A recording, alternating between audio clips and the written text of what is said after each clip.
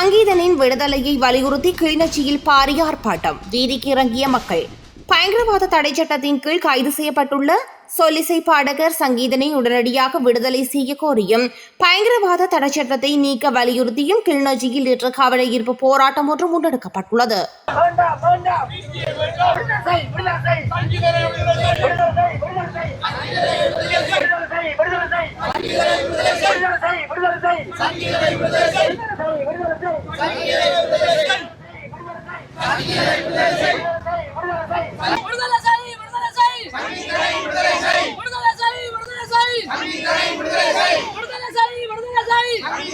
அந்த இளைஞனை பயங்கரவாத தடை சட்டத்தின் கீழ் அனுர அரசாங்கம் கைது செய்திருக்கிறது.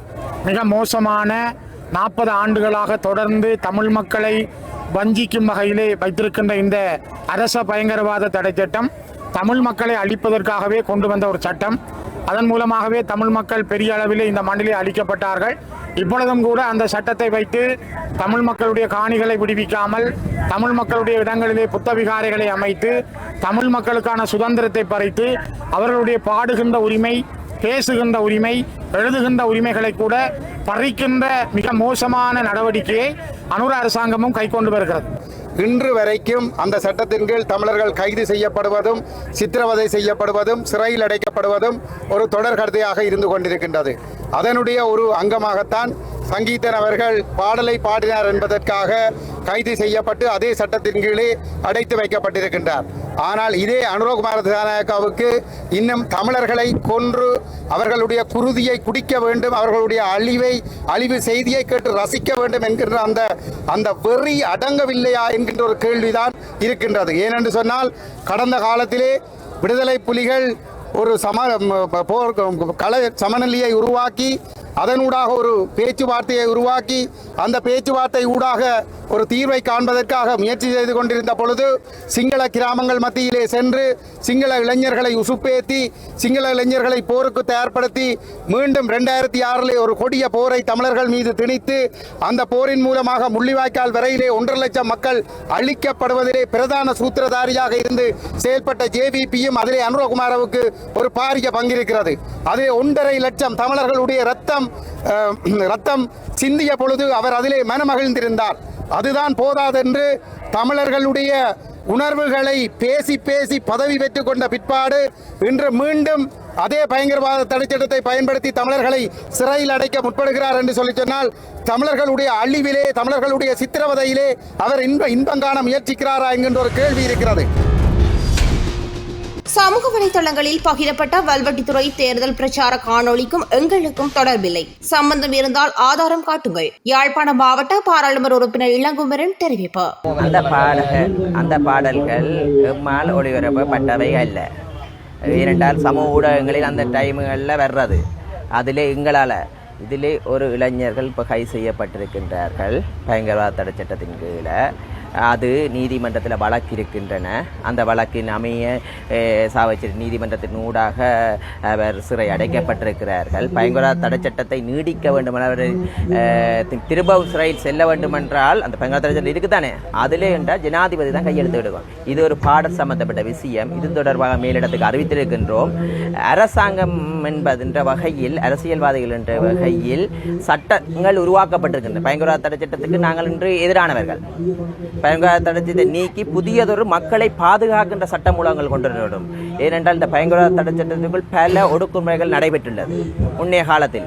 இப்போது ஒரு இளைஞர் கைது செய்யப்பட்டிருக்கிற அந்த அட்மினிஸ்ட்ரேஷனுக்கு அமைய எதிர்காலத்தில் இந்த பயங்கரவாத தடை சட்டத்தில் நீக்கி மக்களுக்கு பாதுகாப்பான சட்டங்கள் கொண்டு வரும்போது இவ்வாறான சம்பவங்கள் நடைபெறாது.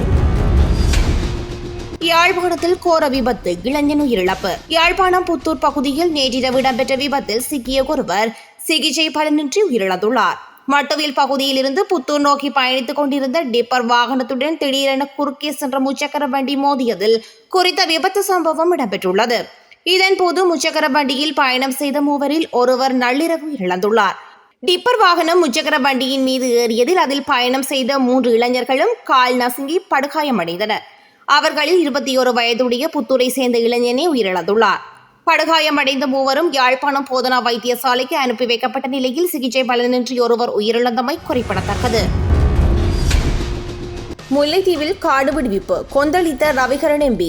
முல்லைத்தீவு போலீஸ் நிலையம் அமைந்துள்ள தனியார் காணி உடனடியாக விடுவிக்கப்பட வேண்டும் என வன்னி மாவட்ட பாராளுமன்ற உறுப்பினர் துரைராசா ரவிகரன் வலியுறுத்தியுள்ளார். இந்த நிலையில் ரவிகரனின் வலியுறுத்தலை அடுத்து குறித்த காணியை விடுவிப்பதற்கு போலீசார் 3 மாத கால அவகாசம் கோரியுள்ளனர். முல்லைத்தீவு மாவட்ட அபிவிருத்தி ஒருங்கிணைப்பு குழு கூட்டத்திலேயே இவ்விடயம் தொடர்பில் கலந்துரையாடப்பட்டுள்ளது.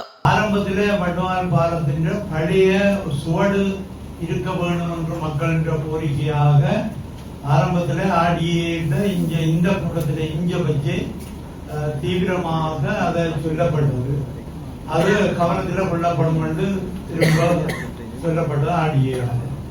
பிறகும் அந்த தொடர்ச்சியாக 3 கூட்டம் நினைக்கிறேன். அந்த மாவட்ட கூட்டங்கள்ல இப்ப யாழ்ப்பாண நூலகத்தின் அடையாளங்கள் பழைய அடையாளங்கள் இல்லை, அது முற்றுமுழுதாக இல்லாத நிலைமை இருக்குது.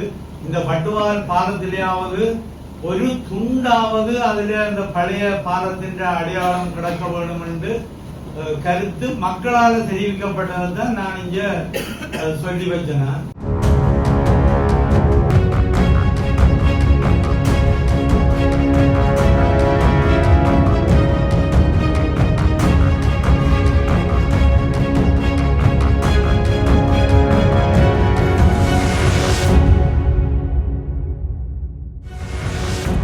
சாலையில் வந்து நாங்கள் இன்றைக்கு 2022ஆம் ஆண்டில் இருந்து வேலை செய்து கொண்டு இருக்கின்றோம். இன்றைக்கு வந்து நிரந்தர தேர்வுக்காக தெரிவு செய்யப்பட்டு வந்து நிற்கிறோம். உண்மையின்படி இங்கே வந்து 5 வருஷத்துக்கு மேலே 200 சொச்சத்துக்கு மேலே வேலை செய்து கொண்டு இருக்கிறோம். ஒவ்வொரு நாளும் 7 மணிக்கு வர வேணும், இந்த டைமுக்குள்ள வேலை செய்யணும்னு சொல்லி எங்களோட ரத்தத்தை புழிஞ்சு பிள்ளைகள் குட்டிகளை விட்டு இரவு பகலாக இங்கே வேலை செய்து கொண்டு இருக்கின்றோம். ஆனால் எங்களுக்கு வந்து ஒரு தீர்ப்பும் இல்லை. ஏன் நாங்கள் இன்றைக்கு வெளியில் நிற்கிறோம். வெளியில் உள்ளவைக்கு என்ன வேலை தெரியும்? எங்களை வச்சு ஒரு பகடக்காயா வச்சு உருட்டி கொண்டிருக்கிறோம். நீ இன்றைக்கு செய், நாளைக்கு செய், உங்களுக்கு நாங்கள் எந்த ஒரு இதுவும் இல்லாமல் இந்த வேலை நியமனம் வந்ததுன்னு சொல்லிச்சுன்னா உங்களுக்கு நாங்கள் முன்னுரிமைன்னு சொல்லி சொன்னவே. ஆனால் 180 நாளைக்கு மேலே வேலை செய்தால் அவைக்கு முன்னுரிமை இருக்குது. ஏன் எங்களுக்கு அந்த சட்டம் இல்லை? ஏன் இல்லை? எங்களுக்கு 180க்கு மேலே அதுக்கு மேலே வேலை செய்து நிற்கிறோம். 5 வருஷம் அதுக்கெல்லாம் யார் தீர்வு சொல்கிறது? இவையெல்லாம் அங்கே வேலை செய்தவ இவைக்கு என்னண்டு வேலை வந்தது? நாங்கள் இன்றைக்கு வெளியில் நிற்கிறோம். எங்களுக்கு இதுக்கு ஒரு தீர்வு வேணும். 2022ஆம் ஆண்டில் இருந்து இன்று வரைக்கும் 170 மேலுக்கு தொண்டர்கள் இன்று வரைக்கும் நாங்கள் பணியாற்றி வருகிறோம். ஆனால் இன்றைக்கு நேர்முக தேர்வு ஒன்று நடத்த இருக்கிறோம். ஆனால் எங்களை 170 பேருக்கு மேற்பட்ட பிள்ளைகள் 200க்கு மேல பிள்ளைய செய்கிறோம். ஆனால் எங்களை பிள்ளைகளிலேயே 12 பிள்ளைகளுக்கு தான் நேர்முக தேர்வுக்கு வந்திருக்கு. ஆனால் நாங்கள் எல்லா பிள்ளைகளும் அந்த ஃபார்மை நாங்கள் ஆட் பண்ணினாங்க. ஃபார்ம் நாங்கள் 15 போட்டு நாங்கள் அப்படி போட்டோம். எங்களுக்கு ஒரு பிள்ளைகளுக்கும் அந்த நேர்முக தேர்வுக்கு வரையில. அப்போ நாங்கள் சுகாதார அமைச்சர்கிட்ட நாங்கள் 10 தடவைக்கு மேலே போயிருக்கிறோம். போய் சுகாதார அமைச்சர் சொல்லியிருக்கிறார் எங்களுக்கு, நீங்கள் பிள்ளைகள் வேலை செய்யுங்க, உங்களுக்கு முன்னுரிமை அடிப்படையில் பாகுபாடு எதுவும் பார்க்காமல் வேறுபாடு பார்க்காமல் 170 பேருக்கும் சர்வீஸ் கால அடிப்படையில் உங்களுக்கு முன்னுரிமை அடிப்படையில் உங்களுக்கு நியமனம் தாரோம். நீங்கள் வேலையை செய்யும் கொண்டு எங்களுக்கு வாக்கு தந்து தான் நாங்கள் இங்கே வந்து திருப்பி வேலை செய்து நாங்கள் இன்று வரைக்கும் நாங்கள் ஒரு நாள் கூடி இரவு பகல் டே நைட் அண்டு வேலை செய்கிறோம். அதோட எங்களுக்கு ஒரு லீவு தேவை என்றாலும் நாங்கள் எவ்வளவு கெஞ்சி கூத்தாடி லீவு தர மாட்டோம். கவர்மெண்ட் ஷாப் எல்லாம் தங்களை வாட்டுக்கெல்லாம் போடிவினோம். நாங்கள் இன்று வரைக்கும் எவ்வளோ கஷ்டத்தின் மத்தியிலே தான் நாங்கள் வேலை செய்கிறோம். பேஷண்ட்டை தூக்கி பறிச்சு துரைச்சி வேலை செய்கிறோம்டா சும்மாவா சார்? ஒரு நாள் 2 நாள் 1 மாதம் இல்லை சார், 5 வருஷ காலம் நாங்கள் எவ்வளோ எங்களை உடம்பை நொந்து எங்களை மனசால உடம்பால நொந்து தான் சார் நாங்கள் இவ்வளோ காலம் நாங்கள் வேலை செய்கிறோம்.